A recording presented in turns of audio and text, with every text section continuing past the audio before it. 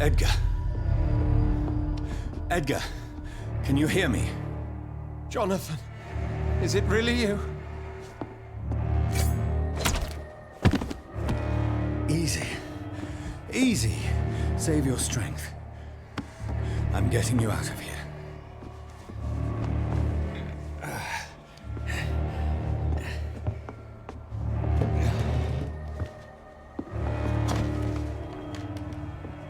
Don't try to spare me.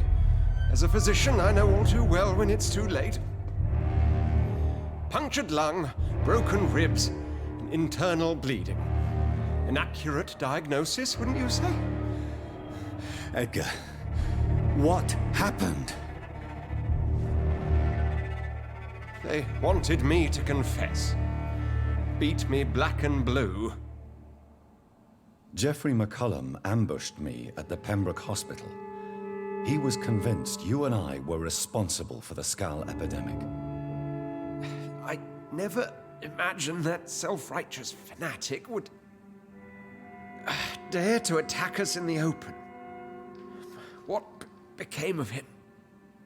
I put him in a somewhat delicate position when I made him an immortal. Really? You sure that was the wisest course of action? Time will tell. The most intriguing part of his accusation was that you and I were the pawns of some ancient vampire. William Marshall.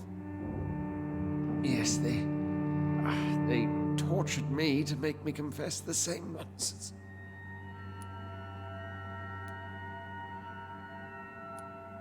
I think you're hiding something, Edgar.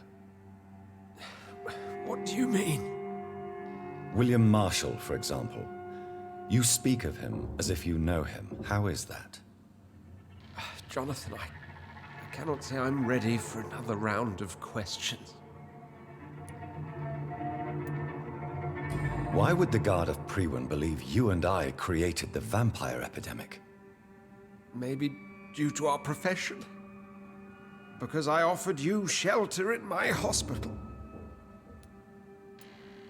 What can you tell me about William Marshall? Not much. History paints the story he was the greatest knight who ever lived. Amongst the immortals, he had a yet greater legend. Why is the Guard of Priwen so obsessed with him? He was the only ancient vampire to escape the first great hunt launched by the Guard of Priwen in 1854. They believe he's an evil creature plotting his return. Why would he deserve such a reputation? I cannot say. The Brotherhood of St. Paul's Stole has next to no intelligence on him. All I know is that he's supposed to be the oldest of all the British vampires. While investigating the epidemic, I read some of McCullum's findings. I think you have some explaining to do. I have nothing to hide, Jonathan. Nothing at all. Do you know Doris Fletcher's real name? No, I'm afraid not. Her real name was Doris Jones. She was the daughter of Harriet Jones. What do you want me to say, Jonathan? Do you remember when we suspected Sean Hampton of killing Harriet Jones? Yes. The terrible episode that came as a shock to us all. Harriet Jones faked her own death. When I found her in the sewers, she confessed she wanted everybody to pay for what happened to her. That woman was extremely bitter, full of hatred and festering anger. Doris Fletcher visited her mother at the Pembroke Hospital. That's how she first got infected. I know nothing about that.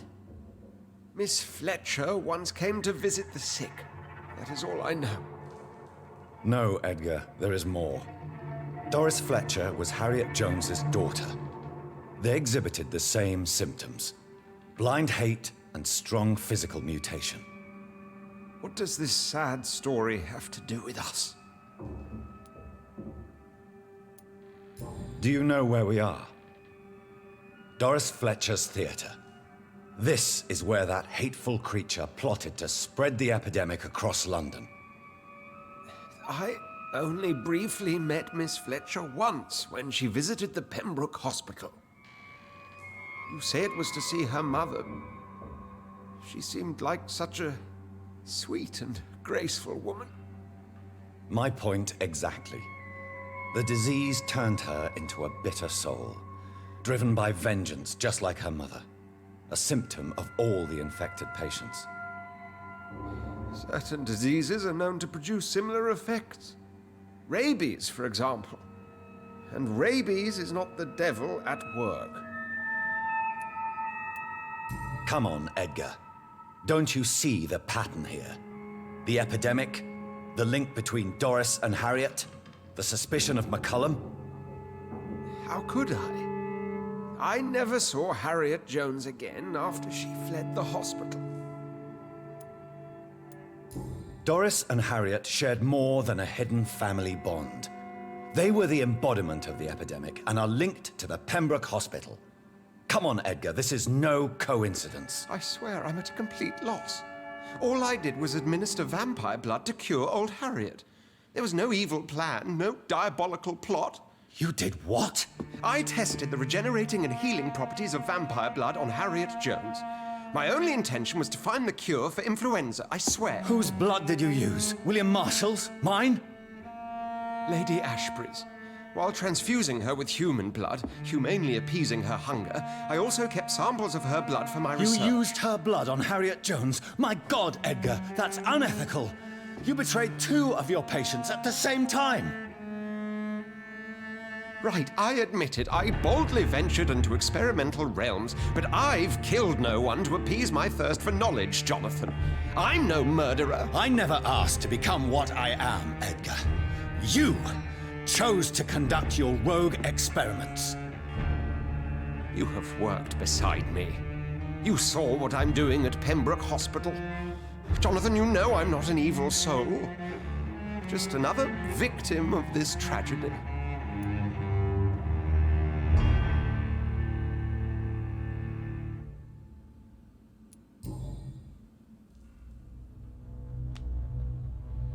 Yes, your death is imminent, Dr. Swansea.